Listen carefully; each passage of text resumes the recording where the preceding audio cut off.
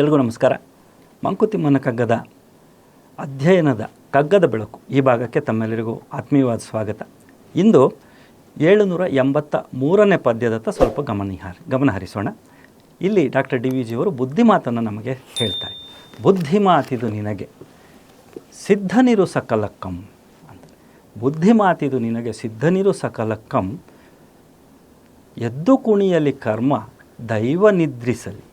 ಎದ್ದು ಕುಣಿಯಲಿ ಕರ್ಮ ದೈವ ನಿದ್ರಿಸಲಿ. ಅದ್ಭುತಗಳರಿದಲ್ಲ ಭವ್ಯಕ್ಕೆ ಹದ್ದಿಲ್ಲ. ಸಿದ್ಧನಿರು ಸಕಲಕ್ಕಂ ಅಂತ ಹೇಳಿದ್ರಲ್ಲ, ಅದ್ಭುತಗಳರಿದಲ್ಲ ಭವ್ಯಕ್ಕೆ ಹದ್ದಿಲ್ಲ. ಸಿದ್ಧನಾಗೆಲ್ಲಕ್ಕಂ ಮಂಕುತಿಮ್ಮ. ಮೊದಲನೇ ಸಾಲನ್ನ ಹೇಳ್ತಾರೆ ಸಿದ್ಧನಿರು ಸಕಲಕ್ಕಂ ಅಂತಾರೆ. ಕೊನೆಯ ಸಾಲಲ್ಲಿ ಅದನ್ನೇ ಮತ್ತೆ ಪುನರುಕ್ತಿಯಲ್ಲಿ ಸಿದ್ಧನಾಗೆಲ್ಲಕ್ಕಂ ಅಂತ ಹೇಳ್ತಾರೆ. ನಮ್ಮ ಬಾಳಿನಲ್ಲಿ, ನಮ್ಮ ಜೀವನದಲ್ಲಿ ಬಹಳಷ್ಟು ಸಂದರ್ಭಗಳು ಒದಗಿ ಬರ್ತವೆ. ನಮಗೆ ಗೊತ್ತಿಲ್ಲದೆಯೇ, ನಮಗೆ ಅರಿವಿಲ್ಲದೆಯೇ, ನಾವು ಕಾಣದಂತೆಯೇ ತಾವಾಗಿಯೇ ಬಂದು ಎರಗುತ್ತವೆ. ಕಷ್ಟಗಳಾಗಲಿ ಸಂತೋಷವಾಗಲಿ, ಈ ಕಷ್ಟಗಳು ಬಂದು ನಮ್ಮನ್ನು ಆವರಿಸಿಕೊಂಡಾಗ ಎದ್ದು ಕುಣಿಯಲಿ ಕರ್ಮ, ಈ ನಮ್ಮ ಪೂರ್ವದ ಕರ್ಮಫಲಗಳ ಋಣಶೇಷ ಈ ಜೀವನದಲ್ಲಿ ನಮ್ಮನ್ನು ಬಂದು ಮುತ್ತಿ ಕಷ್ಟಗಳನ್ನು ಒದಗಿಸಿದಾಗ ಕರ್ಮ ಅನ್ನುವಂಥದ್ದು ಕುಣಿತಾ ಇರ್ತದೆ. ಅಂಥ ಸಮಯದಲ್ಲಿ ಆ ಕಷ್ಟವನ್ನು ನಾವು ಅನುಭವಿಸುತ್ತಿದ್ದಾಗ ನಮಗೆ ಗೊತ್ತೇ ಇರಲ್ಲ. ಸಿದ್ಧನಿರು ಸಕಲಕ್ಕಂ ಅನ್ನುವಂಥದ್ದು ಬುದ್ಧಿಮಾತು ಅಂತ ಹೇಳ್ತಾರೆ.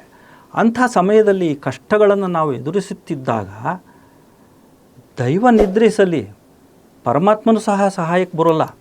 ನಾವೆಷ್ಟು ಬೇಡಿಕೊಂಡ್ರೂ ಯಾವ ಕಡೆಯಿಂದಲೂ ನಮಗೆ ಸಹಾಯ ಒದಗಿ ಬರೋದಿಲ್ಲ. ಅಂಥ ಸಂದರ್ಭಗಳು ಕಾಣ್ತೇವೆ. ಆಗ ನಾವು ಧೃತಿಗೆಡದೆ ಸಿದ್ಧನಿರು ಸಕಲಕ್ಕಂ ಅಂತಾರೆ. ಯಾಕೆ ಅಂದರೆ ಅದ್ಭುತಗಳಿಗೆ ಅರಿದಿಲ್ಲ. ಈ ಅದ್ಭುತಗಳು, ವಿಸ್ಮಯಗಳು, ಮಿರಕಲ್ಸ್ ಈ ಜೀವನದಲ್ಲಿ ಸಾಕಷ್ಟು ನಡೀತದೆ. ಅದಕ್ಕೆ ಯಾವುದೇ ಕಟ್ಟುಪಾಡಿಲ್ಲ, ಆಗುತ್ತದೆ. ಇಂತಹ ಅದ್ಭುತಗಳನ್ನು ಸಾಕಷ್ಟು ಸಂದರ್ಭಗಳಲ್ಲಿ ನಾವು ಕಂಡಿರ್ತೇವೆ. ಕಷ್ಟ ಇನ್ನೇನು ಅದನ್ನು ಮೀರಲಿಕ್ಕೆ ಆಗ್ತಾ ಇಲ್ಲ ಅನ್ನುವಂಥ ಸಂದರ್ಭದಲ್ಲಿ ಎಲ್ಲಿಂದಲೋ ಯಾರಿಂದಲೋ ಒಂದು ಸಹಾಯ ಒದಗಿ ಬರುತ್ತದೆ. ಅಂತಹ ಮಿರಕಲ್ಸ್, ಅಂತಹ ಅದ್ಭುತಗಳು, ಈ ವಿಸ್ಮಯಗಳು ಇದನ್ನು ನಾವು ಕಾಣೋದಿಲ್ಲ.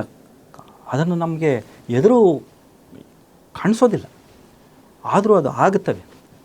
ಅಂತಹ ಅದ್ಭುತಗಳು ಆಗುತ್ತವೆ ಅನ್ನುವಂಥ ಆಶಾಭಾವನೆ, ಆಶಾದಾಯಕವಾದಂಥ ಜೀವನ, ಕಷ್ಟವೇ ಎಲ್ಲವೂ ಅಲ್ಲ ಅನ್ನುವಂಥ ಮಾತು.